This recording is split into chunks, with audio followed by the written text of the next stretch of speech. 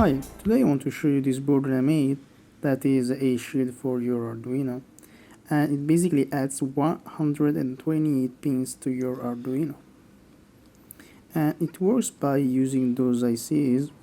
As you can see, we have also on the back, these are TCA 9555, and basically each one of these has 2 rows of 8 pins. The shield works with I2C, which means you can just write 2 lines of code and you're ready to go. In fact, on the back, don't know if you can see in the camera, there are the 2 pull-up resistors, so you don't have to use it externally. And on the top left corner here, you can see, probably, well, you can see the I2C addresses of each one of the ICs, and you can plug it in your Arduino.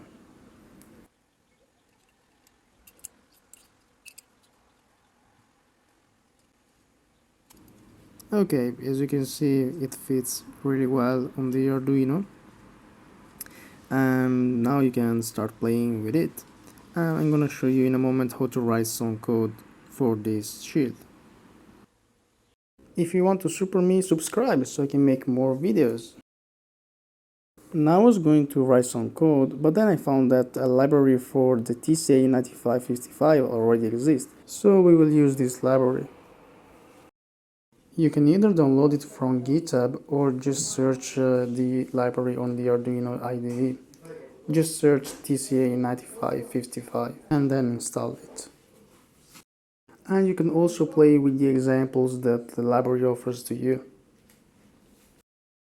Now I'm going to show you how to turn on and off an LED by pressing a switch. The first thing we have to do is to include the TCA 9555 library. Then we also include the wire library for I2C communication, and then we create a new object for the TCA 9555 that I will simply call TCA. And we initialize the I2C library, and also we initialize our TCA object. Then we set the pin 0 as an output and the pin 1 as an input using the pinMod1 function. And finally we set the output of the pin 0 based on the input of the pin 1 using write1 and read1. Okay, now we're gonna connect the push button on the pin 1, which on the shield it's actually the pin 2. And then we connect the LED on the pin 0, which on the shield is the pin 1, or the first pin. And then we also connect the ground pin to the ground on the Arduino. Okay, now I connect the USB cable. Now if I click the push button, you see that the LED changed its state. Now as you can see in here, we have only one resistor, that is the current limiting resistor of the LED. The push button has no resistors because the TCA 9555 has already built-in pull-up resistors. Now we can also toggle 8 pins all in one time. We just have to use a mask that I will tell you what it does later. And we basically use the write8 function that has 2 arguments. The first one is the bank, so 0 or 1, because we have 16 pins. And the second one is the mask. The mask basically tells how the pins are toggled, so 0 is off and 1 is on. And when we press the push button, the mask will be inverted. There is also the pinMod8 function that basically is the same, just for pin declaration. So 0 will be an output and 1 will be an input. So in this case is basically bank 0 all outputs because the second term is 0.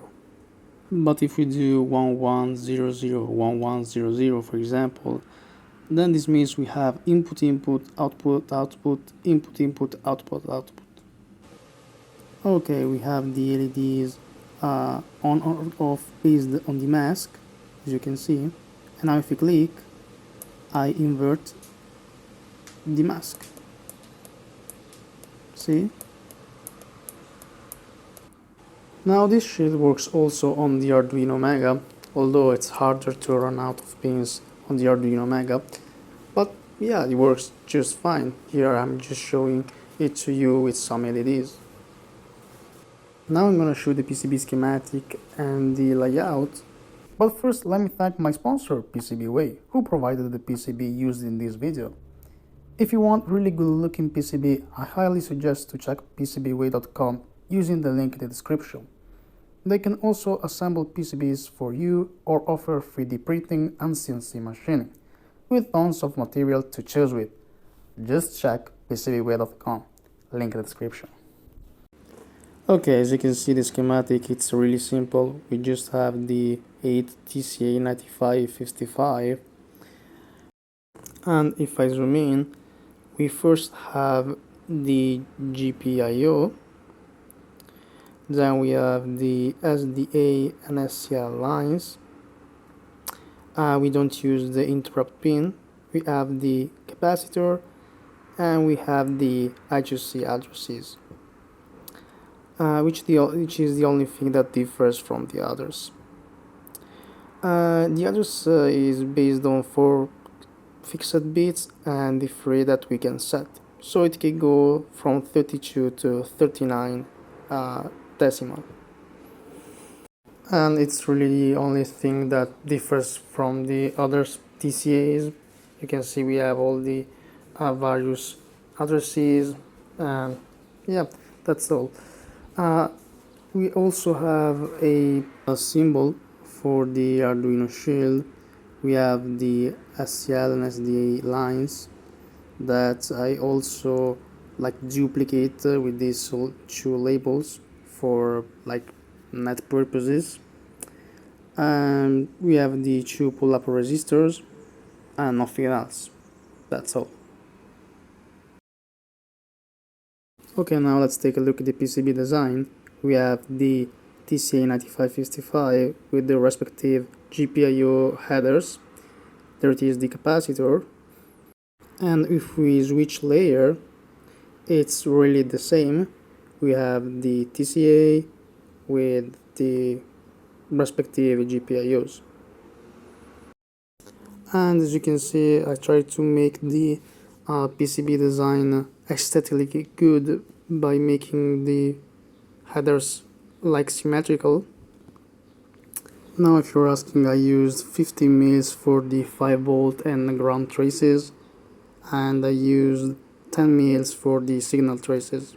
There is not much left in here. We have the top left corner the I2C addresses written on the C screen, so every letter has its own address. Every TCA has its own address. And then also added the C screen for the first and last pin of each of the TCA's 9555. And as last, I have the C screen for the Arduino pins. Okay, this is the 3D model. It looks super cool. This is the back. We have the TCAs, and you have all the 3D models, as you can see. Now I'm gonna show you some views. Yeah, isn't it cool? By the way, I shared the project on the PCBWAY website, so you can buy the board. Now if you want to build your own PCB, I highly suggest to check the TCA9555 datasheet. You will find the absolute maximum ratings, recommended operating conditions, typical application circuits, I2C registers, and yeah, all sort of stuff. Okay guys, hope you enjoyed. Subscribe and see you next time. Bye.